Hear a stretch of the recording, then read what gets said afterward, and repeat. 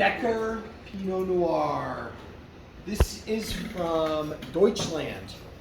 This is from Pfalz, Germany. Pretty unique, very Burgundian in its style. I use that phrase Burgundian as in very, very reminiscent of what you're going to be tasting from French Pinot Noir.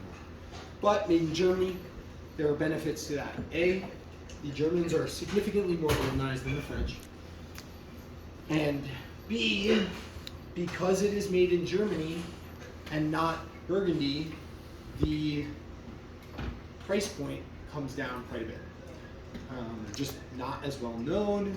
Germans pretty much domestically drink most of their red wine, not internationally, so it's unique to even have something like this. I love serving it. Like Michael said, it's his favorite. It is a really interesting, really unique wine. Flavor-wise, classic Pinot Noir. So you've got cherry, more on the dried side, more earthy tones. There's some like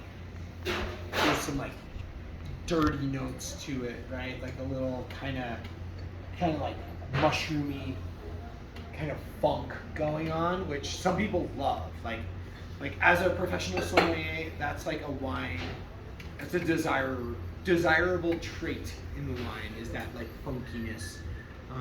Obviously, it's not rotten. It's just flavor-wise, a little bit more unique, and that's a result of choosing to not acidify or add sugar to the wine. What are the hallmarks of a Burgundian one? Burgundian wines are funky, right? So you've got that barnyardy, hay sort of flavor profile, and those are the tasting notes that, when trying the Becker, kind of carry over. That dried cherry, that dried. Whose glass? There was one that was not dumped. She's drinking it now. Oh, Is this the Becker? that's Becker, yeah. So if you want to move to California, Pinot Noir from there as well. This is Windermere, Sonoma. So you still have cherry, but it's like cherry cola. It's like Bing cherry, like really, really much more pronounced. Additionally, with this wine, you have the presence of barrel treatment, and you get just a little bit of that like cocoa powdery note on it. You get just a little hint of a little bit more weight. And the thing with the barrel in reds is it's also going to impart structure. Tannin. Tannin is that grippy sensation you get on your gums. And tannin comes from many places, like tea has tannin. But in the case of wine, there are three places it can come from. One is the grapes, the grape product, so the skins, seeds, stems. Two is the barrel. Barrel imparts tannic structure. The third is the combination of the two, which is a completely different, they're called chains. It's a completely different tannic chain. So it builds and builds these flavor profiles, texture profiles, to give you these wonderful kind of well-balanced mouthfeel. Now, when you talk about Pinot Noir, just remember the list: lightest to fullest body in each category. When we look at Pinot Noir, you're like, the fullest bodied Pinot Noir is still so light.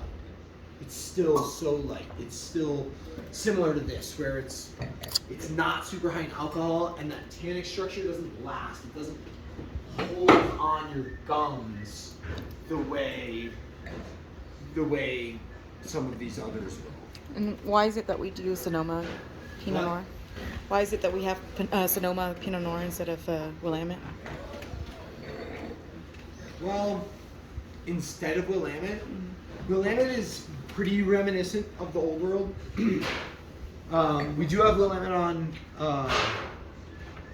the wine list by the bottle, but Sonoma is going to be the other end of the spectrum. So just like we did with the Chardonnays, where we have the Chablis that's vinified in stainless steel and like really bright and crisp and clean, and then we have the California, which is oak barrel and like really full body. Same kind of concept, Tran, where there's the two styles, the two main styles, if you will. And Willamette just is kind of this gray zone. It's kind of in between both styles. So Willamette will sell all by itself if you just offer somebody a bottle of Willamette Pinot. It's going to do great all by itself. This is Bonpas Ventoux. Ventoux is in the Rhone. These are 3 varietals in here: Grenache, Syrah, Mourvedre, and this is classic Rhone wine. So we're starting to get into darker fruits.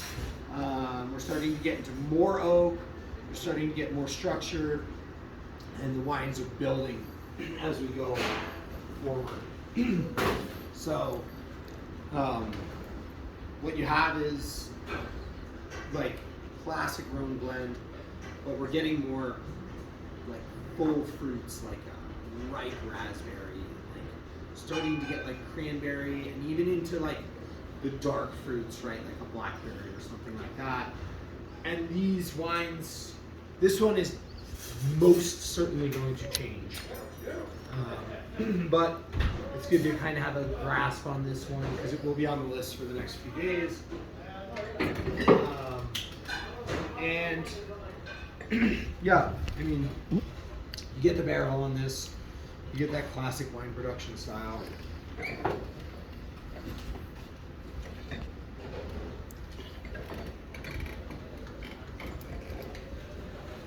think people really like the location. What? When we had the location. Oh, that was Spain. Yeah.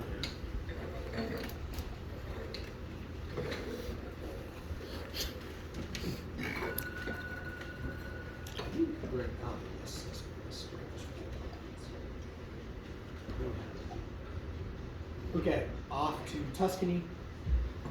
Tuscany is the home of Sangiovese. Sangiovese, you know from other features such as Chianti, Chianti Classico, and then Sangiovese Grosso is your grape varietal in Yellow di Montalcino, Rosso di Montalcino. However, when you leave the commune of Chianti, you can no longer put the label on there. This is, as I like to say, declassified Chianti. So, Sangiovese, there might be some other grapes in here, but they have Sangiovese on the label, which means it's at least 85% Sangiovese. That's what they tell us. Could be more, can't be less. Nero di Casanova, so you're getting quality of Chianti at a fraction of the price. Italians are known for a few things. Dry wine. Got good structure, so you have acid, you feel it here. And it has good tannic structure, so the balance of that. I've always talked about Italian wine being food wine, right? Like this wants to have a plate in front of it. I don't know if I could sit and just drink this bottle without anything. I would drink this with a plate of cheese or any food at all, but by itself it seems like not high up on the priority list. It's a great food wine. This is a great bridging wine. Pinot Noir is the best bridge. And by that I mean when you have a party of two and they get trout and a steak, Pinot Noir is your go-to. Plenty of people know that they like fuller bodied wine and they're okay with that, with their fish and stuff like that. But this is a nice bridging wine. We sell a ton of this by the bottle. I think it's just a great price point. It's in Italy, and a lot of people know that they like Italians, so they just send it.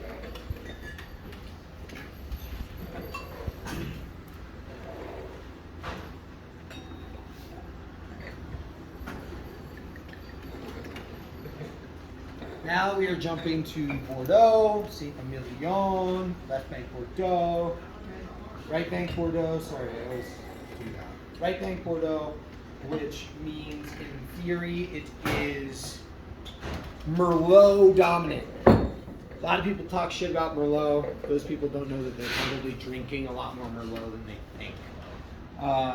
This is 2015 Chateau La Diligence. I don't know what the continuity on this particular vintage is.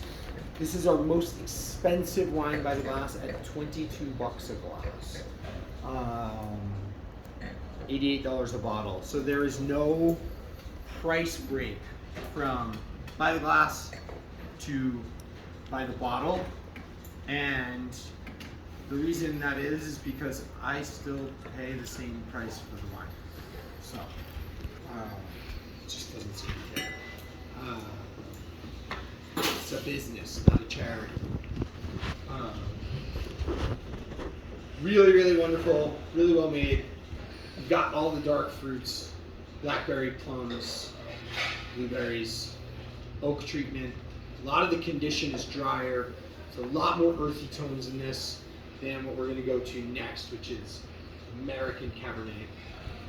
So, you've got this wonderful kind of well-balanced between earth, acid, and fruit. Whereas this is just all fruit. This is just baked blackberry pie. Good, yeah.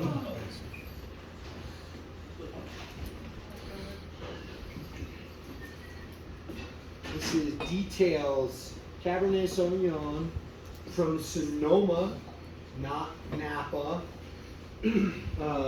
We've always poured Napa in the past, but unfortunately, American Cab is going to go skyrocketing in price very soon. Sonoma helps us mitigate that a little bit because the name recognition it's just barely less. Like I said, baked like blackberry pie for sure in this. This is Details by Senegal Estates. So this is kind of like a second level down label by Senegal Estates.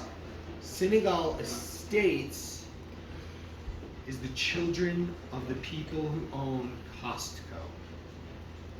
So, some fun facts about that is these guys don't care about money. They care about quality. So, benefit to this is they have state-of-the-art equipment. They have very skilled winemakers. They have very discerning grape harvesters to give us a high-quality product that we can serve at a very reasonable rate. So this is $20 for a glass. This wine is one I want you to sell, but you don't have to. It's Cabernet. It's going to sell itself. I'll have a glass of Cabernet. So you're going to get. Again, the only Cabernet by the glass. This is going to speed things up for those of you who are tableside because the conversation doesn't have to happen. If you want a glass of Cabernet, great, we've got one. Bye. And it's yours. Really, really fun, easy drinking. And I just think, like, honestly, this wine is very, very well made. It's from 19. If I could get something older, I would. But right now, this is what we're drinking. So. Don't they use organic practices too? They do. They do use organic practices. And a lot of these people aren't going to label it as such. The reason a lot of these people don't say that they're organic is for retail purposes. Because if you're in a wine shop, the organic wine's over here, and then the Cabernet's over here, you're not on the shelf next to your competitors. The reason I bought this on was because it's got the devil on it.